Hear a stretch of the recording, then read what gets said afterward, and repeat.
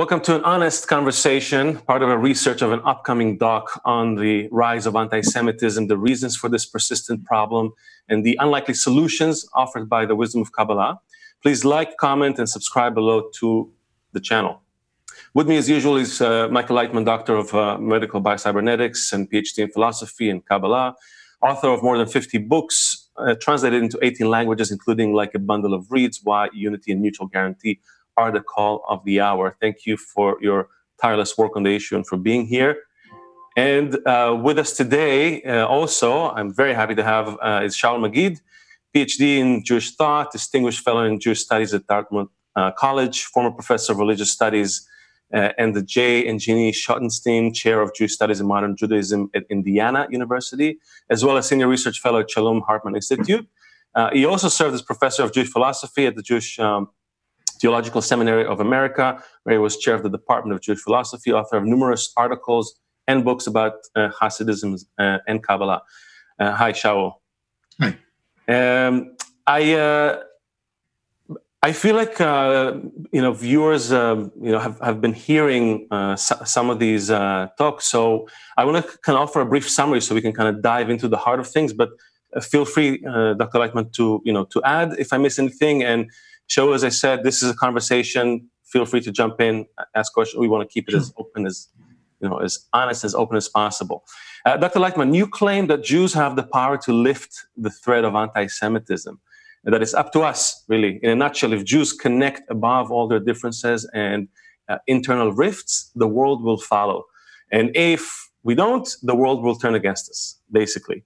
You further explain that it is actually a result of the laws of nature, the same laws that govern networks and all other integral systems. And in practical terms, we can say that Jews are powerful and, in quotation marks, bad. So it doesn't matter what we think we're doing, we're breaking some laws of nature, and that is making people around us intuitively hate us, dislike us, resent us. So can you explain a bit more about those laws of nature, just so we understand what laws are we talking about here?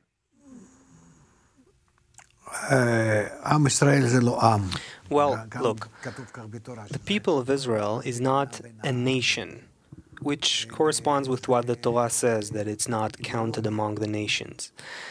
Israel is an ideology. This grouping of people was made as a group who followed the school of Abraham in ancient Babylon, similar to what the scriptures write. What Abraham saw was that the Babylonian society began to have a conflict. And before that, they were very unified. As it says that everything was one and so forth. So as one of the Babylonian priests, he was researching that. He was looking into that. And the insights he came to were that it's all dependent on the growth, the peaking of the human ego, the increase of human egoism in those tribes and clans and groups that lived in ancient Babylon. And so, ancient Mesopotamia. And so they started being in conflicts. So Abraham understood the reason as the rise of the human ego. What he started explaining to people is that we have to consciously transcend the human ego and achieve a higher level of unity. Before that increase of the ego, people lived well together. So most people didn't understand what he was talking about. But some did. Like Rambam writes, that thousands joined him. But still, it was just a small portion of the ancient kingdom of Babylon. And so he put together a group who came to his calling, who came after him, and he established a group. The motto of that group was love thy friend as thyself, which means that if we come together, come closer to each other, being able to raise each other above our human ego, that takes us to a stronger bond, to the point of what's called love. And that essentially is the meaning of the maxim, love thy friend as thyself. And so, since then, that group was established and later called Israel. He taught them that if we long to the quality of connection between us, we're actually yearning for the higher quality of connection in nature, which you can call God or the Creator or the upper force. And that's why, according to our inclination, we will call ourselves Israel, Yashar Kel, which means straight to God. And so people joined him. Later on, they detached from Babylon, they went towards the land of Canaan, and there's all that story that we perhaps are familiar with.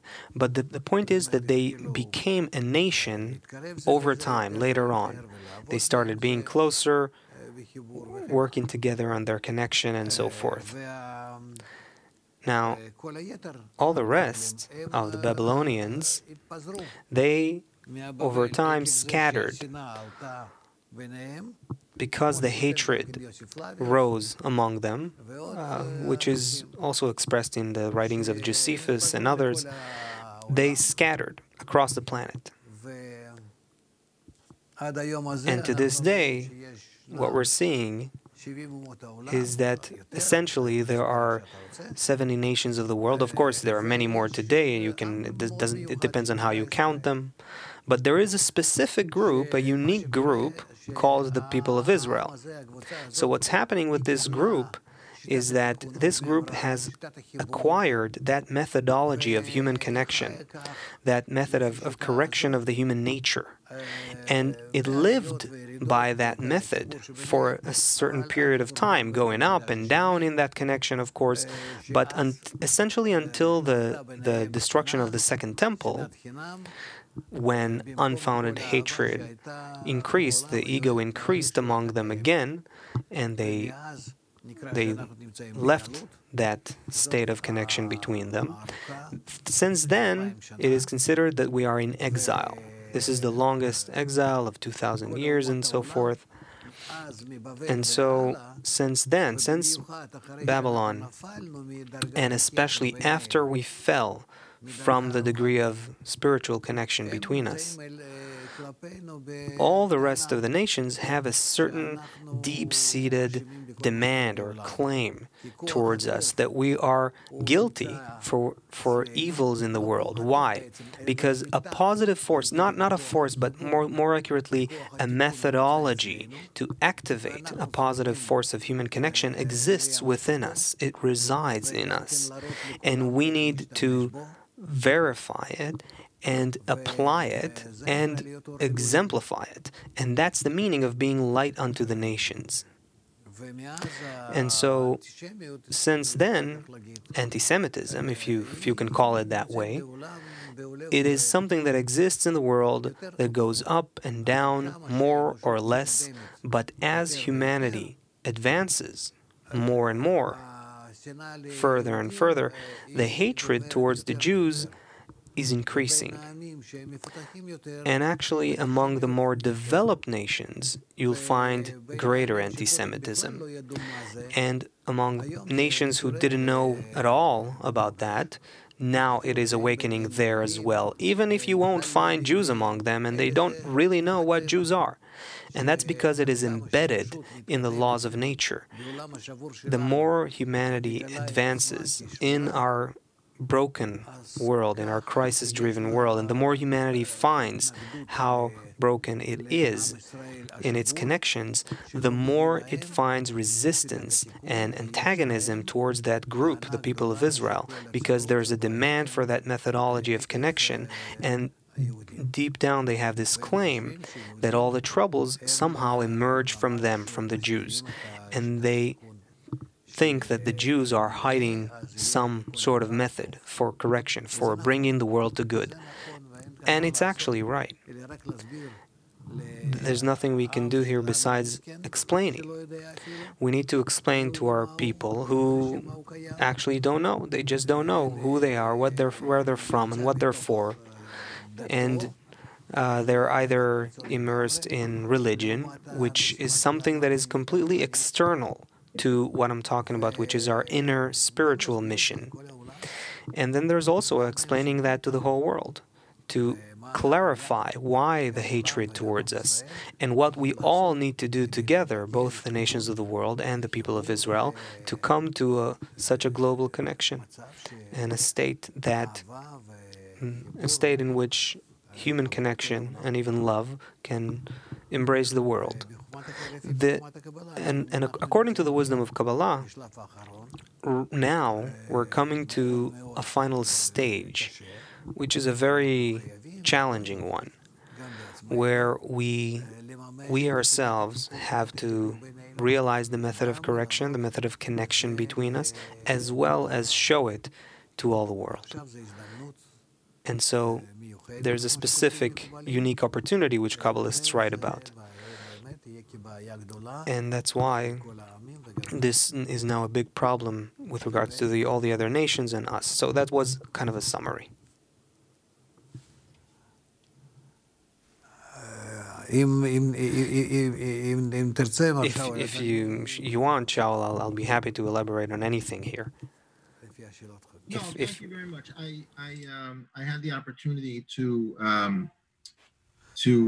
read some of your work and to listen to some YouTube clips before of you and some of your students, so I'm somewhat familiar.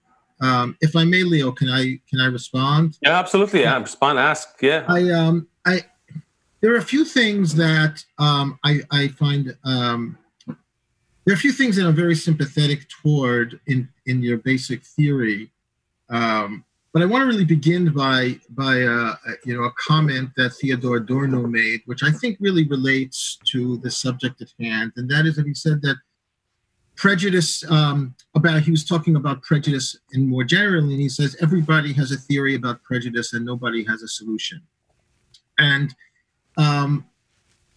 I want to kind of begin as a kind of koteret for my remark to say that there's a lot of things that I'm very sympathetic toward in your thinking. First of all, the Abrahamic origins, the notion of Judaism as an idea versus a people per se, the idea that the Jews themselves bear responsibility on some level to the acrimony and hatred toward them over history. I think that the problem that I have is that you're offering a kind of a metaphysical solution to an extremely complicated human problem. And while I'm certainly sympathetic as somebody who has, worked, seriously in Kabbalah for the last 40 years, I'm certainly sympathetic to the metaphysical construct of thinking about the ideas that you say. I think that when we talk about anti-Semitism, in a way, your position really totally dehistoricizes the complex realities of human civilization over the course of 1,500 years, 2,000 years. No. Actually, why historical? It's both history, but also present. Yes, no, for sure. No, I understand that. I understand that. I guess what I'm saying is that you're offering both a template and a solution to the problem, and the solution to the problem only becomes operable when you accept the basic template of what the problem is. So, in a sense, it removes the more complex civilizational issues regarding all the other religious traditions and societies throughout history that have reacted to Jews in a variety of ways. Now, I understand that you can, once you have a metaphysical template, you can feed all of history into it. I just feel that on the one hand, and it's very strange for me to say this in a way, but on the one hand, one of my reactions is that you're almost putting too much of responsibility on the Jews to solve the problem, rather than seeing the problem. Well, it's not more, it's everything. I put all responsibility on Jews. And nations of the world have no freedom of choice in this case. Which I must say is actually incredibly subversive and also courageous in terms of making that claim vis-a-vis how Jews have traditionally reacted to hatred against them, or anti-Semitism, or anti-Judaism, or however you want to actually put it. I find that, and it would be interesting for me to hear how other people would respond to that, because in a sense, it's a bit of a, I don't know what the right term. It's a bit of a bombshell in a way, to subvert the entire problem as the consequence of Jewish infidelity to the Abrahamic idea. Right. In a certain way, that's kind of what you're saying. I guess. Shaul, me? No, Shaul. No. I'm loyal to Abraham's tradition in the sense of love thy friend as thyself, which means that Jews have to do this among them and present it to the world. So the Jewish people is not loyal to this at all. Yes. Right. It cannot be called a true Jewish people today. Yes. And so therefore, first of all, I think it's interesting for me that your definition of the Jew which is now determined in a very obviously physiological, biological way. You're trying to expand and say, no, the Jew is actually somebody who embodies an idea. Right? And the idea is this notion of interconnectedness, this notion of unity, this notion of the V'ahavta l'recha ka'amocha, the idea of and I saw in one of the other YouTubes that one of your students had made about the kind of interconnectedness of the world, which again I'm very sympathetic toward. I just wonder if how that can really fit into the more complex notion of race science and the racialization of the Jew over history and the antipathy towards Judaism vis-a-vis Christianity and to a lesser extent Islam. In other words, it seems like to me, and I say this with deep respect, it seems like to me that the problem is a lot more complicated. You're not making it simple. I understand that. You're actually offering a very complicated reading, but it's a lot more complicated vis-a-vis the way that Judaism not only was seen by others, but the way Judaism presented itself to the world. Shaul, I want to ask: is there another solution? Because I looked in a part of this research, I looked far and wide for what people are offering. And I'm seeing mostly, two main approaches today to this problem. One is saying there is no problem. I mean, there's a problem, we have to live with it, kind of, right? Which is, it's a terrible state of mind as far as I'm concerned. And the other one is saying, no, hate is something we should fight, we should stand up to, we should make laws against it. People shouldn't hate. People shouldn't be at each other's, and we'll try to kind of go at it one case at a time. We'll do campaigns and all that. What I'm concerned about was, and this is me personally, is that, laws don't change people's feelings. Cultural conventions don't really change the root of someone's feeling towards you. And if you look at Germany 100 years ago, Jews were the most respected people. People loved them. They were the greatest. Right. And in a heartbeat. So I hear you. So I guess I would say it this way, and this speaks to also Dr. Laitman's theory to some extent. I think it's a very big question whether we should see anti-Semitism as sui generis. Meaning that is the hatred or antipathy toward the Jew or towards Jews or towards Judaism, is it categorically different than the hatred of any people toward any other people? Do we see anti-Semitism as a part of a larger problem of prejudice and hatred that human beings have toward one another, which they probably have had toward the beginning of time, or do we see it as something special? I think that Dr. Laitman is offering a theory that there's something sui generis about anti-Semitism, and it goes back to the Abrahamic origins and the idea of interconnectedness and the way in which people over time have had both difficult resistance toward that interconnectedness, and also the way Jews who carry that Abrahamic mandate have not expressed and exemplified that kind of interconnectedness through their experience as Jews and through Judaism. And again, I think that's a really fascinating way of thinking about it. But I would say, in terms of questions of solutions, is there a solution to anti-Semitism? No, I don't think there is. I don't think there's a solution to prejudice. I mean, I think that... So that's the question, really. Why? Why? There is an excellent solution to anti-Semitism.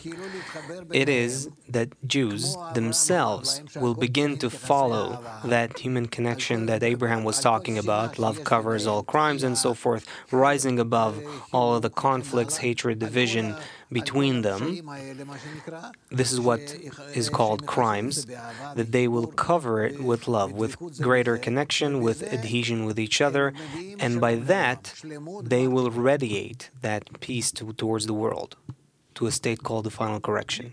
Yeah, I mean, I hear that, but that is very, very similar to the Christian message, because that was basically what Jesus was teaching in the gospel. Right, as a Jew, as maybe an inheritor of the Abrahamic tradition, that the idea of loving the enemy, the idea of interconnectedness, is precisely what Christianity in its origins had basically professed. We don't need to love the enemy. What we need to do is correct ourselves. Then we'll see that we actually don't have enemies, because our mutual hatred and conflicts, that is what births the enemies in the world towards us. No, I understand that. And there is, by the way, there is a rendering of that message of Jesus, which is precisely what you said, that when we fix ourselves, we'll realize that we don't actually have any enemies. But in any event, I don't want to kind of get into that. It's a whole other thing. To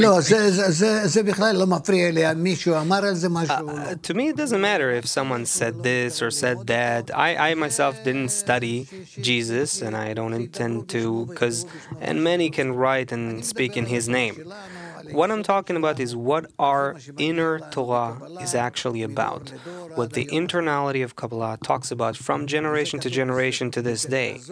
This is what the book of Zohar talks about. This is what the ancient texts are talking about. And so that's irrelevant what Jesus has to say in that regards. That's true. I think that in a way, and this actually speaks closer to it simply because of Rabbi Ashlag's relationship to communism, for example. I think that communism too makes that argument to some degree, and that's why I think that Rabbi Ashlag had so much sympathy toward communism, because he saw that it was a social manifestation of what he considered to be a Kabbalistic secret in a certain way. Now, I guess the question then we could ask is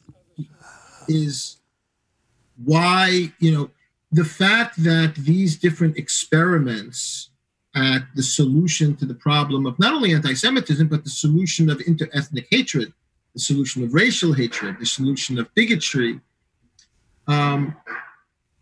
never seem to actually be able to grow roots deep enough to sustain a civilization toward that goal. That human beings, and this goes back to the Kabbalah as well, in terms of the relationship between the Sitra Achra and the Yetzer Hara, all of those kinds of things, right? So we're always struggling with that challenge of the fallibility.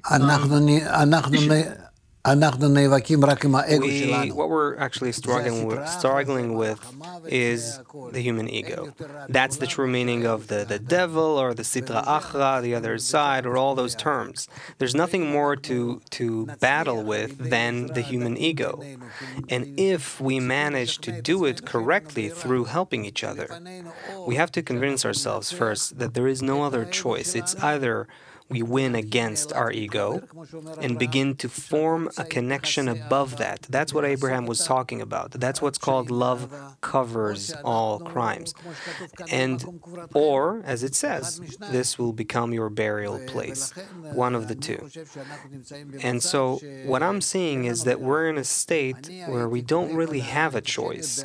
I used to write about anti-Semitism happening in America 15 years ago, about 15 years ago, as I wrote about the European Union coming to a crisis within 20 years.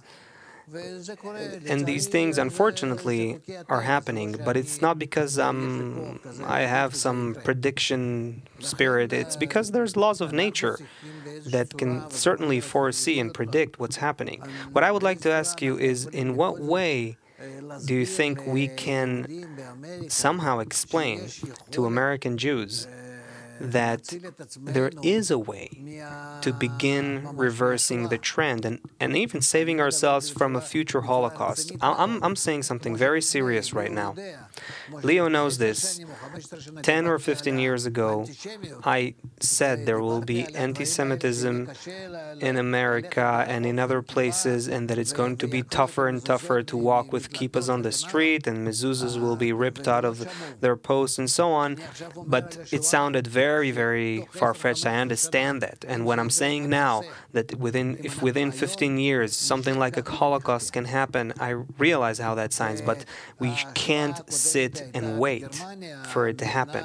The previous Holocaust happened in Germany when Germany was the most developed country in those times. It can happen in a place like America, and typically the most developed nation is the one that feels anti-Semitism in the most qualitative and worse way. And this is something that can only evolve further. How can we explain to an American Jew that salvation is in connection? Well, the question of anti-Semitism in America is obviously a complicated one, as we see on the news all the time. I think that there's an important distinction in my mind to make between anti-Semites and anti-Semitism, and that is as follows. One of the lessons of Pittsburgh was not the fact that some deranged person, who was actually targeting a synagogue that was supporting immigrants who were not Jews, obviously immigrants of color, in terms of the Hayas group, came and murdered 11 Jews. I think that, as horrific as that is, I think the interesting thing about Pittsburgh was how the American community, American Muslims, Latino Americans, evangelical Americans, Americans on the right, Americans on the left, all came out in support of the Jews of Pittsburgh. It wasn't a sign of anti-Semitism. In some way, Pittsburgh was a sign of the lack of anti-Semitism. Not that there wasn't an anti-Semite that went and murdered Jews, but the entire country came out in support. That was not true in Germany, obviously, as you know. So I think the issue is... In Germany, it was even more than that. There was more support in Germany. Germans were in favor of Jews. You know how the Nazi movement started? It started with Jews. With Jews. Jews and Nazis worked together with the settlement in Israel. They supported Jews moving to Israel. They wanted to help establish the state of Israel. That's how it started in Germany. The fact that verbally you hear about support in versus what happens in Pittsburgh, it doesn't mean anything. Let's not shut our eyes. Look, we are really facing a danger. It is gradually escalating and expanding. If we fail to recognize it, it's just like the Jews, while they were taken to Auschwitz in a train, they thought they were being taken on a trip. Let's not, God forbid, reach this kind of situation. In my eyes, in my view, I'm seeing a great danger. That's why I'm trying to awaken the hearts of Jews to actually recognize what is happening. What I'm seeing is that history is repeating itself, just like they didn't think that such a thing can happen in Germany, and Germans are so developed and educated and intelligent and so on, culturally and so forth. The Jews before the Holocaust were everywhere, as you know, in culture and science and literature, and they were in the top of German society. But what happened? None of that. That was actually what shut their eyes. That helped shutting their eyes. Because when I, for instance, went to talk in universities in America and a few places, so I was in this argument trying to tell them how can you not see what's happening. That was with the Hillel organization. That was maybe 8 years ago, 7, 8 years ago. They didn't agree at all with what I was saying. Of course, they tried to shame me for talking about these things, about we are mixed with everyone, and look what's happening now. There's barely a safe place in campuses in terms of anti-Semitism. And I have a question, guys. I have a question because I don't want us to just debate the state of things. Maybe it's hard to tell. It's clear that in hindsight we're all much smarter. Is the society going to turn on Jews or not? Hard to say. History showed it did once. It might do it again. But the question is really. And I'm really curious about it because right now in Manhattan, there's the ADL Anti-Semitism Summit, 2019. People are coming from all over to me to talk. I've been to those events, and I've seen also Dr. Laitman speak in some of these events, the IEC events. The conversation is never about Jewish unity. You go to the World Zionist organization, it's not about this unity. There's voices here and there, but I don't see Jews making even the effort to do this as an exercise. For 1 year, we'll really be brothers. It sounds so simple and yet so outlandish. So. Is it really? I'm asking you, Shaul. Do you think even as a social experiment we can do it? I'm really curious. I guess I think maybe what stands between Dr. Laitman and I on this question in a more theoretical way, rather than diving into the weeds of these kinds of issues, because I think on a lot of the issues vis-a-vis the weeds, I think we agree with a lot. I think whether this is a question of the laws of nature or whether it's the question of human nature. When we talk about anti-Semitism, but isn't human nature part of nature? I mean, no, because I think Dr. Laitman is saying that there's something. No, human nature and the inclusive laws of nature are all intertwined. It's interconnected, and that's why anti-Semitism is part of the laws of nature. The nature of the human ego is part of the laws of nature. The law, what we can do is invert the way in which the law works towards us by working towards love and connection between us. That's what the Torah is talking about. That's what is up to us to do, and that's what the nations of the world are pushing us to do. I think I wonder. Back to Leo's question about unity. I'm very skeptical on the question of unity. I don't think that. There wasn't unity even in Abraham's sons.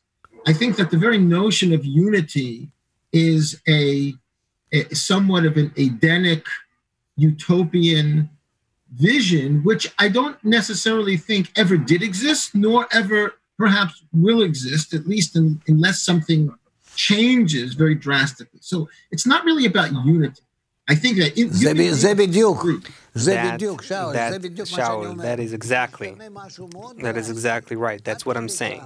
That something so drastic will have to happen that we will be forced by very big blows to start that process. I'm saying let's not wait for that to happen. Let's make a baby step forward because there's no choice. Why wasn't the Shoah? The Shoah did not produce unity among the Jews or among the world. There was sympathy. The world was sympathetic to the Jewish genocide, but there was no unity. נכון. True. And the Jews in Palestine were fighting with each other when the Jews were being killed and murdered in Auschwitz, right? So at the same moment, True. right? So I think that the idea of unity, I mean, obviously none of us want something like that to happen again in order to kickstart this process. So I'm not sure what you're suggesting in terms of how this process could begin to happen. Like what would need to happen just on the ground, right, for this process to begin to happen? And what would unity actually even mean? What we need to start with is publicity, advertising this, disseminating this, explaining this, raising awareness wherever possible that we don't have a choice, and if we don't come together, we also radiate that onto the world. We cause lack of connection in the world, and when the world becomes further disconnected, it leads to collapses, just like what's happening gradually in Europe, and you'll see that will happen in America as well. Crises will escalate until we will reach a third world war. And this is what the Zohar talks about, and it will happen. But who will be guilty? The Jews. And they will be blamed, and rightly so. That's why this is deterministic. We don't have a reason, a choice. We have to start explaining that. Once we just make a subtle shift in the attitude towards that, towards love that covers all our differences, our crimes, towards greater connection between us, that's it. You'll see how the atmosphere is changing. The nations of the world will begin to support us. They will, as the prophecy of Isaiah is saying, that the children of the nations of the world will carry the people of Israel and take them to the mountain of the Lord, etc. This is all something that can happen if we don't wait for it to be too late. Because when it's too late, the destruction begins to take place. So I'm very sympathetic to that. I guess my question to you is then, since so much of, as you know very well, so much of the Jewish tradition and of Judaism in halakha, in philosophy, everything is really structured around separation from the nations. That, in a sense, your vision requires a complete realignment of Judaism, not as something that is actually an inward force, but rather an expansive one. How would that manifest itself practically? There's no problem. What does it say about the end of days? That everyone comes to a connection, and we induce that connection. It says, "My house shall be a house of prayer for all nations." That's the end goal, and we have to lead towards that. It is written in Psalms. Right. So how would you then, because again, this is something that I've thought about a lot. I mean, how would you, and by the way, this is something that is very much a part of the kind of thinking of people like Zalman Schachter Shalomi, who wanted to create some kind of universalist Judaism, not only in thought, but in practice. To make Judaism what he called a world religion, right, that would absorb other wisdoms, that would contribute other wisdoms to the world, but that would require significant alterations practically on the ground of how Jews go about doing what they do halakhically. So how would you respond to that? I don't think that there is this kind of problem here. And also, according to the method that you mentioned there, as a Kabbalist, what I rely on is only the authentic sources, especially not the modern sources that are like passing fads. What I see is that what the wisdom of Kabbalah really demands from all of us is the true essence of Judaism that is actually beyond all differences, and it's beyond religion, it's beyond belief systems. What it demands is only unity, starting from the Jews and then spreading on to all the nations of the world, exemplifying that greater connection. Human evolution is taking us towards that, but that is happening through suffering, through labor pains and blows. The wisdom of Kabbalah is simply the method of connection that was devised by Abraham, formed with the group of Abraham, and what it does is it takes us towards connection in a positive way. I'm nevertheless looking for some people in the United States who can somehow help us see how to make this message known, because there is hope that in doing that we can mitigate and even stop the eruption, the escalating eruption of anti-Semitism in America, because otherwise we could be speaking in a year from now and being in a much worse state. I agree with you. I suppose maybe it comes down to a much more internal disagreement of sorts. I don't read the Zohar as a universalist text. I don't read Luriana Kabbalah as a universalist text. I think there is a strong sense of demonizing the other, of creating an extremely xenophobic worldview of the other as being the negative, the dark energy, the destructive energy. And so what you're suggesting is a really complete subversive rereading of the entire Kabbalistic tradition, because we may read the Kabbalistic tradition differently. I don't read the Zohar in that way. I don't read it as a text that's actually reaching out to the world at all. I read it as a text that is creating some metaphysical, cosmic template for tikkun. But Dr. Laitman, I hear you many times you talk about all the Kabbalistic text as describing this inner struggles of a person and not a historic document, although they do have that kind of repercussion on the world, on perception of reality. But you always say that the Zohar, the Torah, they all speak about the inner struggles, the forces inside of a person as he works to rise above his selfish, egoistic desires. Maybe that's the point of contention here. No, I don't think that's something we can actually go into in terms of researching how and what's the structure of the Kabbalistic texts. That's a whole ocean that we can't go into right now.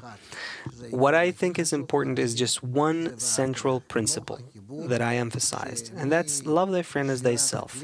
The increase of human connection after the shattering of what we had since the ancient times. To this day, we are still in this shattered reality, and it is up to the people of Israel to reconnect it. And using the wisdom of Kabbalah, we can do this, and in our days it becomes a necessity. It simply becomes a necessity. I'm afraid for the Jews of the world, and especially in America. They are in a coma. They don't understand what's happening around them, just like in Germany they didn't understand. And just like my teacher warned Jews of Germany that Holocaust is about to happen. And they laughed and mocked.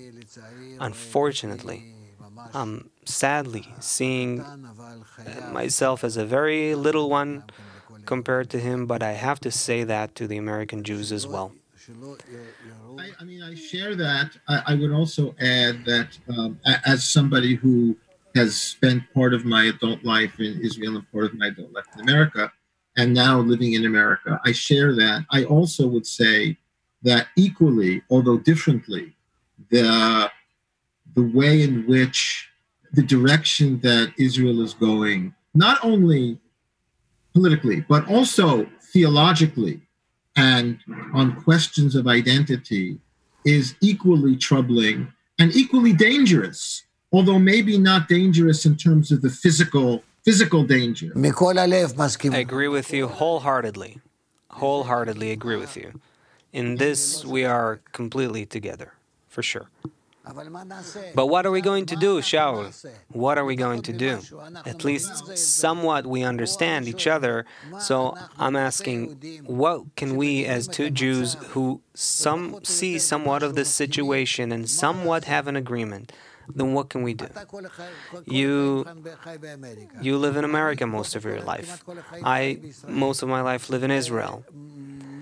What can we do to save the Jewish people? The world as well, of course, from all the troubles. Right. That is obviously the question that I certainly do not have a solution for. I'm again very sympathetic to the kinds of solutions that you're suggesting. I'm not exactly sure in the nuts and bolts day to day how one does that. I think for me, again, speaking in America and not in Israel, I think that what I've tried to do in my work to some extent is to re-envision a Judaism that encompasses a universalist vision of the global crisis as a way of contributing to creating some kind of a more humanistic and we call it unified sentiment. So yes, I think my small contribution would be to try to re-envision a Judaism that is not introverted but extroverted. Shaul, I also want to ask, I know we have to conclude in a second, but a lot of the arguments, complaints that I see on Twitter, online, is always about Jews hold the keys to the world, they have the power and all that.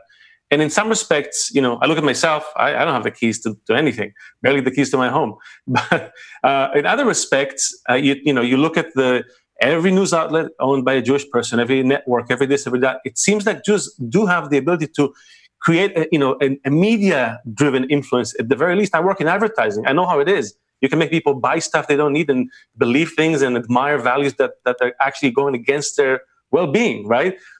I really wonder how can this message get to to the people who just practically, as you say, they're there. They're sitting on those channels of communications. And by the way, a lot of the complaints of anti-Semitism is like, you are fueling our culture with this and this and this and that instead of other values. Instead of being more like this, it's more like that. So it sounds in a way very simplistic suddenly, all of a sudden. Like we're given the keys to the castle now. What are we doing with it? Right. No, I think one of the things that Dr. Laitman said, which again I find very fascinating, is to reconceptualize Judaism not as a religion of the Jewish people, but as an idea that germinated at one point in this. We can call him a historical figure or a mythological figure, Abraham. It really doesn't matter whether it's history or myth at this point, right? That there was an idea that somehow came into existence and that was promulgated by groups of people that then ended up becoming part of the Israelite nation and then also filtered into Christianity as an offshoot of that and Islam as an offshoot. Islam, yeah. Right. So that in a sense, the whole idea is spread around most of the Western world. And that in fact, it's really about trying to reconceptualize the idea as it comes out of all three of those traditions, right? To come to that place, to return to the Abrahamic, to use Dr. Lightman's terminology, to return to the Abrahamic. I mean, that is a very powerful idea. I really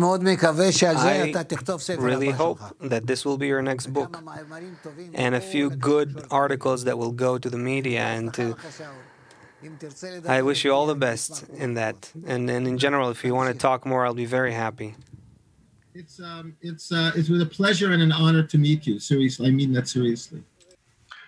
Thank you, everyone. I want to end with a quote that I found by Baal Sulam Ashlag. He says in his article, The Arvut, Mutual Guarantee, he says, Rabbi Elazar, son of Rashbi, clarifies the concept of Arvut even further. There's not enough for him that all of Israel be responsible for one another, but the whole world is included in that Arvut.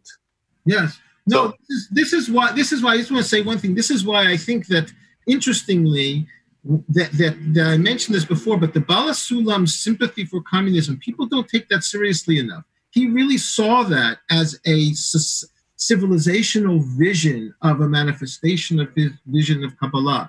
And I think it's actually quite important. We need to talk about it, because I know there's a lot about it. I mean, they made a lot of mistakes, and we can learn from that. But that's for another talk. Maybe we can have that other talk about. But thank you, really, Dr. Laitman, Shaul. Thank you so much for taking the time. This is such an important conversation. I hope I wish you all the best. All the best, and be well, and let's connect between all of us. Yes, and keep writing and keep teaching, because the message is very important. And everyone, like, subscribe, share the channel, and we want to hear more comments and have more of these honest conversations. Thank you. Have a great day. Thank you.